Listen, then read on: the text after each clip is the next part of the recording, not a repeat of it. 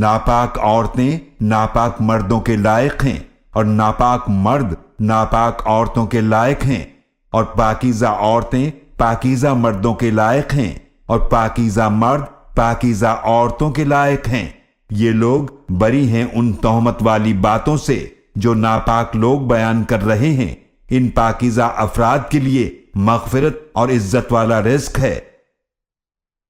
يا أيها الذين آمنوا لا تدخلوا بيوتا غير بيوتكم حتى تستأنسوا وتسلموا على أهلها ذلكم خير لكم لعلكم تذكرون۔ اے ایمان والو، اپنے گھروں کے سوا دوسرے گھروں میں داخل نہ ہونا یہاں تک کہ تم اجازت نہ لے لو، اور گھر والوں کو سلام نہ کر لو، یہ تمہارے لیے بہتر